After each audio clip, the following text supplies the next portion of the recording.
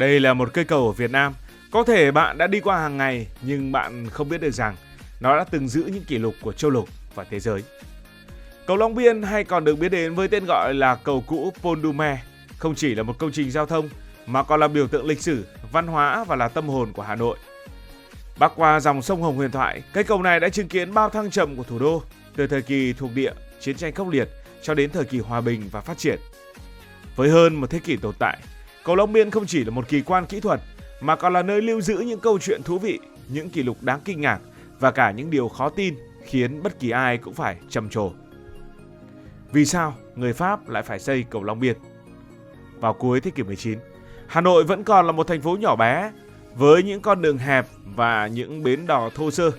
Đó là những phương tiện chính để vượt sông Hồng. Con sông luôn là một sự cách trở.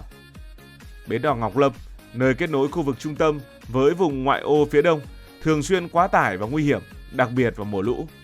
Ý tưởng xây dựng một cây cầu lớn bắc qua sông Hồng được toàn quyền Đông Dương, Pont du Mai đưa ra nhằm khẳng định sức mạnh của nền văn minh Pháp và thúc đẩy sự phát triển kinh tế, giao thông ở Bắc Kỳ. Tất nhiên là để phục vụ người Pháp. Năm 1897, dự án xây dựng cầu được phê duyệt, mở ra một chương mới cho Hà Nội. 6 công ty xây dựng hàng đầu của Pháp tham gia đấu thầu. Mỗi công ty trình bày 2 phương án thiết kế, đó là phương án A và phương án B.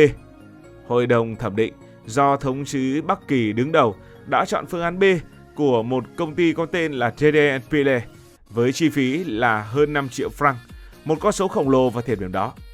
Công trình được khởi công vào năm 1898 và hoàn thành chỉ sau 3 năm 9 tháng, sớm hơn dự kiến đến 5 năm, một kỳ tích đáng kinh ngạc.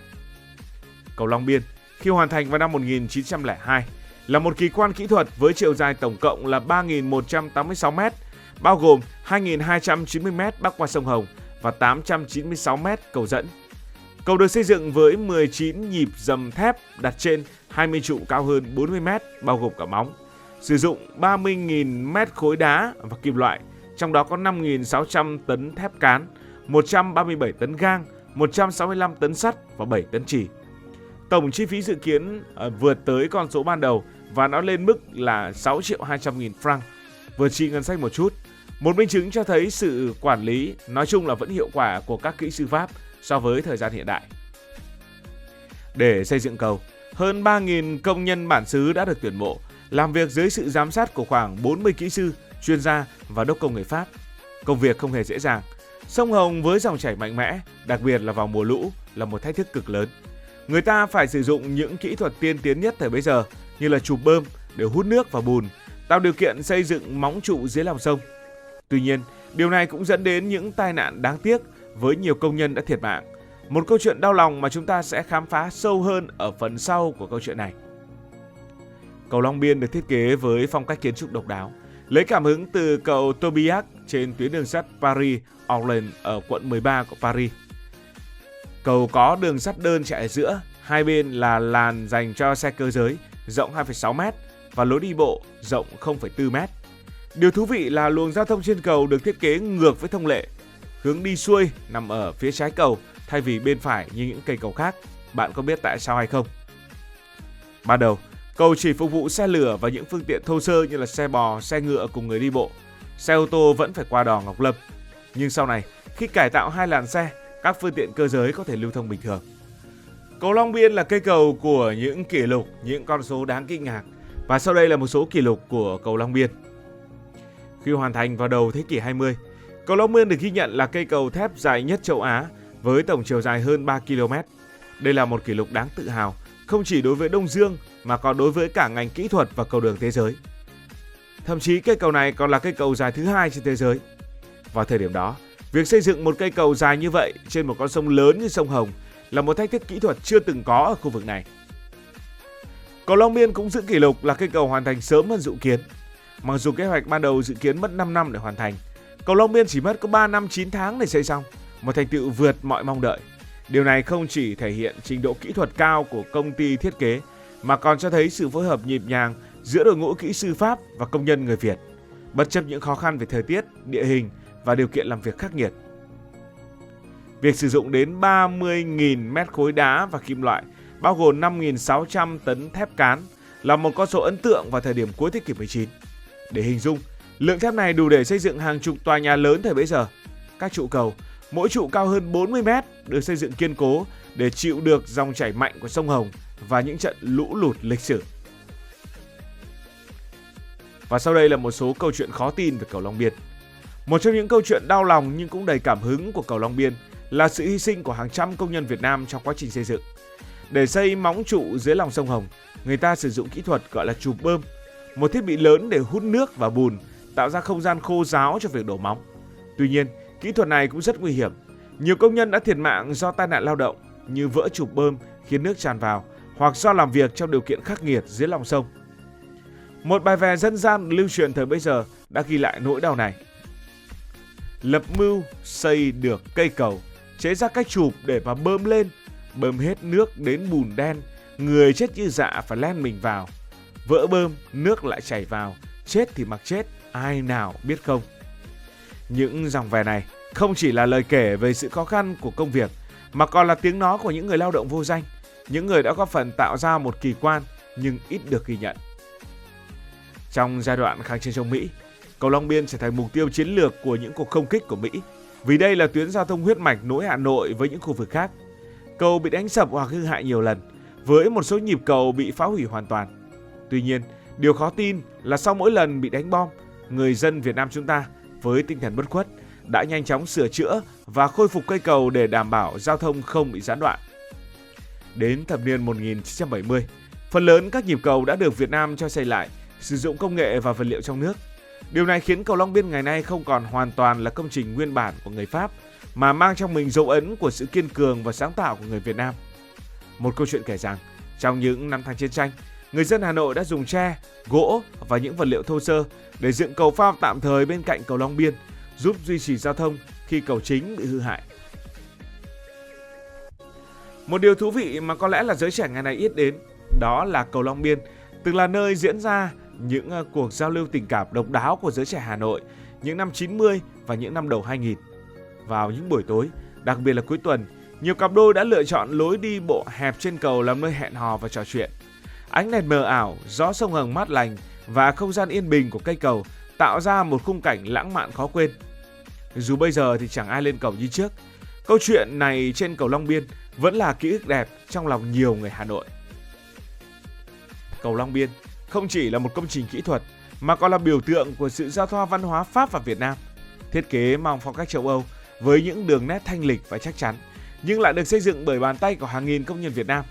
Tấm biển kim loại trên cầu khắc dòng chữ 1899-1902 vẫn còn tồn tại đến ngày nay như một minh chứng cho sự kết hợp này.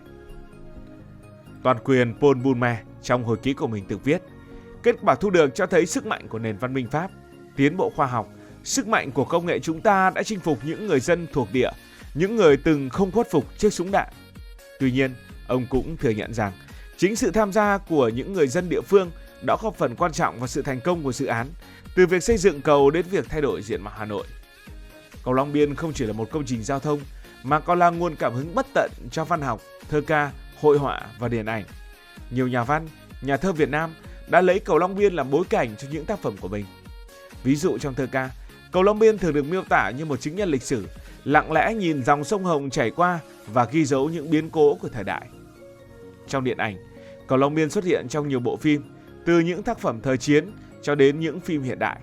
Những cảnh quay trên cầu với hình ảnh từng nhịp thép cũ kỹ, dòng sông Hồng đỏ nặng phù sa và những chuyến tàu chậm rãi lướt qua đã trở thành biểu tượng không thể thiếu của Hà Nội.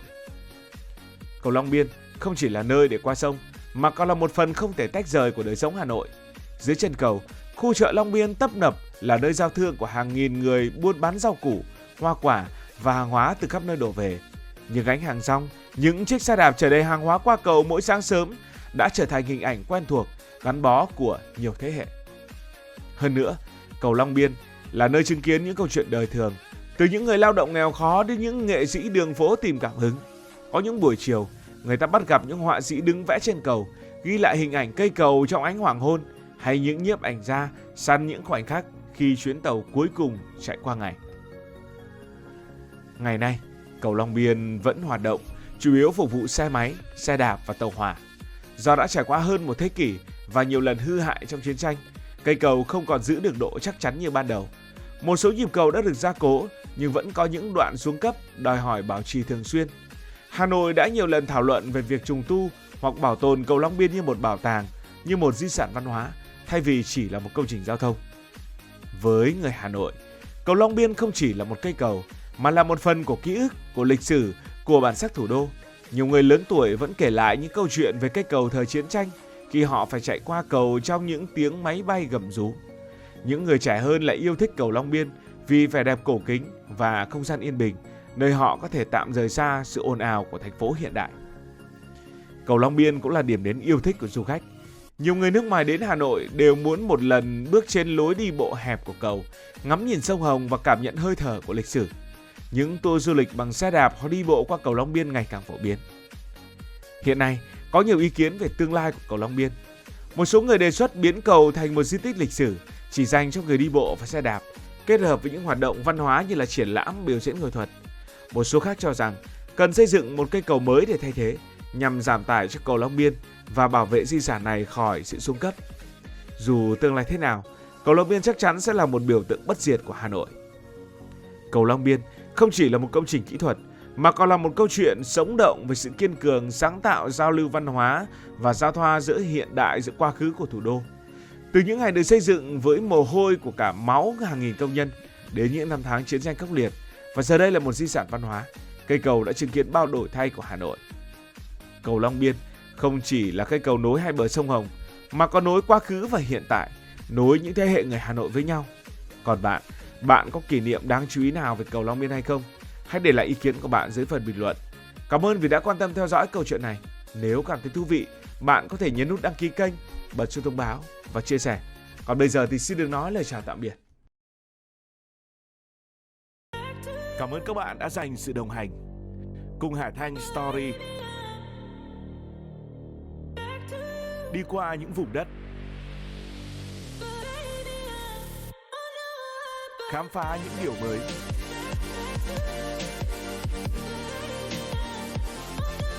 Đừng ngần ngại, hãy để lại những góp ý và xin được hẹn gặp lại.